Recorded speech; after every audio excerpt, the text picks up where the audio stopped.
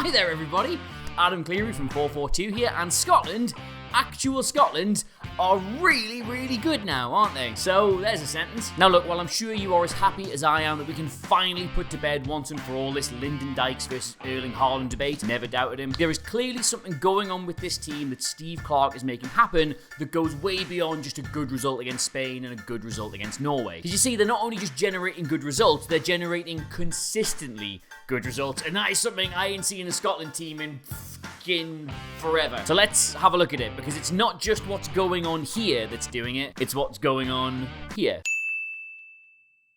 So this is how Scotland set up against Norway, and it's pretty much how we've become used to seeing Steve Clarke's team. Not all the time, sometimes it's a 4-2-3-1. If Robertson's not available, he likes to set up that way, but with everybody's fit, everybody's firing, this is what they look like. And the reason this shape is so important is because it allows Scotland to be very good defensively as a team, but also when they're attacking, to be very good individually. Steve Clarke deserves an enormous amount of credit for this, because he has looked at this team and he has come up with a system that allows them to maximise their strengths, but also covers quite significantly for their deficiencies. Like, a forward line of Dykes, McGinn and Christie does not scream goals at anybody. I think Christie only got like 2 all season for Bournemouth, but what did these three have in spades? They have physical attributes. Dykes can pin defenders really well. McGinn and Christie have got bags of energy. Their movement is excellent, so they've got a system that focuses on that. Likewise, you don't look at McGregor and McTominay and see a really creative hub in the centre of the pitch for making things happen, but you do see two players with incredible engines, and in McTominay's case, someone who's technically really good as well. So as a team, they're not going to create loads and loads of chances, certainly not by playing complex stuff through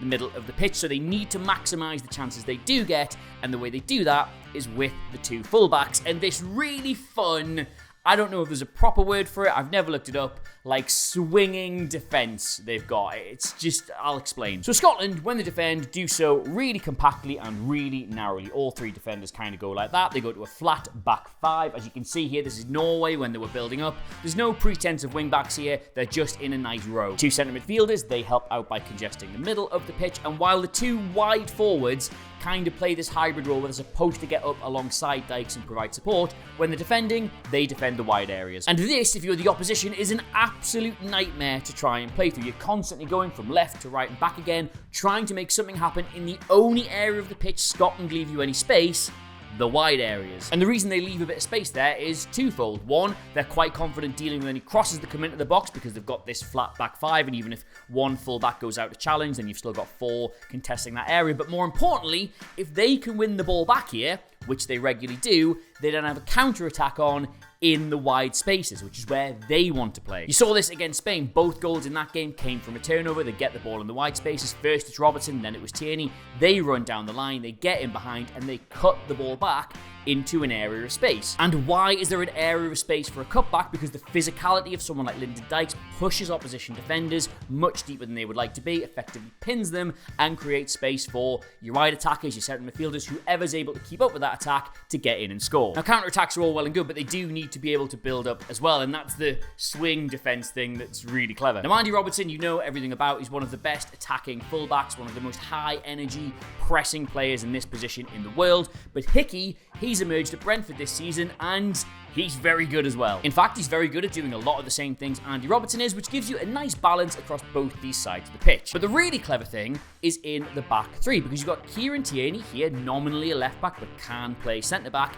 and Ryan Porteous, nominally a centre back but can play right back as well. And what that enables Scotland to do is to go really easily from this 5-4-1 shape when they're defending into a 4-2-3-1 when they're attacking. See, the reason these two wide players tend to be so narrow is so that when the ball comes, let's say it's Robertson this time bringing it down this flank, their job is to then move into the central space to support Lyndon Dykes. One of the fullbacks is now the wide attacker, but because you've got that balance provided by Porteous and Tierney, it means these players can then all shuffle across into a back four, and all of a sudden you've not got any glaring spaces being left open, and you've also not got anybody playing somewhere they're not comfortable playing. And the really clever part is, if you want to do it down the right hand side instead, then Hickey's the one who pushes up, the right side of the attacker comes and supports Dykes, McGinn, whoever that is, will come across and play on the left. Robertson goes all the way back into fullback. Tierney's happy playing centre-back. You've got a real centre-back there. And Ryan Porteous, quite happy playing on the right-hand side. He goes there. It's a swinging defence. And that's what was actually really clever about Steve Clarke Clarke substitutions against Norway. Not the fact he brought Kenny McLean on, because I think every single person in Scotland was probably shouting at the television,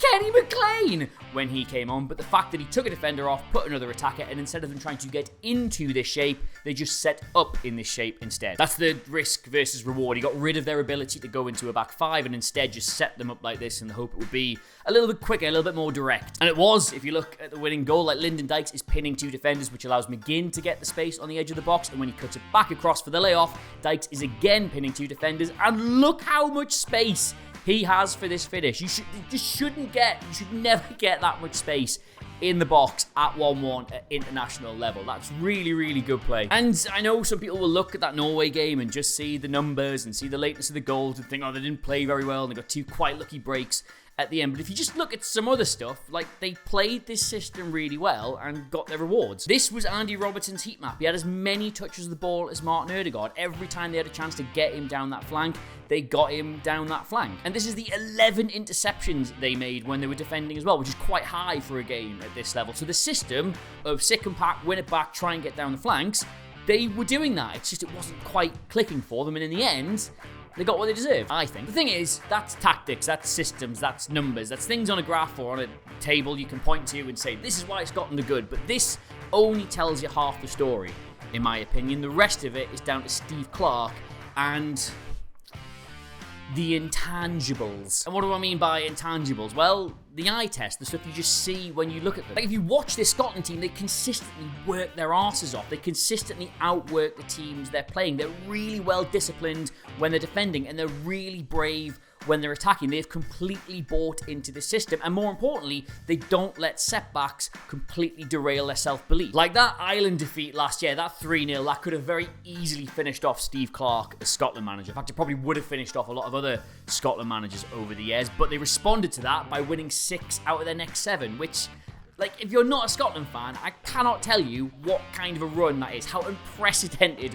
runs like that are. Never mind the fact that I think he had a 9-game winning run at one stage as well, competitively. But they didn't allow that one bad result to dent their self-belief, to dent their confidence, and they've stuck with what they were doing, and it's probably going to send them to the Euros. So why is Scotland such a good team? Well, A, Steve Clarke has given them the tools they need as players to be able to go and upset teams that are better than they are, but also still control games against teams that are not. But more importantly, B, he's got them to buy into all of this. He's got them to believe in what they're doing. Like, they clearly are committed to this system and to this dressing room and to this project. And honestly, at international level, that is a rarer thing than you think. Now, I'm saying all that, we'll probably just go and get beat off Georgia at home now, making me look incredibly stupid. But until they do that, please do let us know what you thought of this video by leaving us a little comment in the box below. And of course, while you're here, please do not forget to subscribe to FourFourTwo on YouTube as well. We do videos like this all the goddamn time, and I think they're good.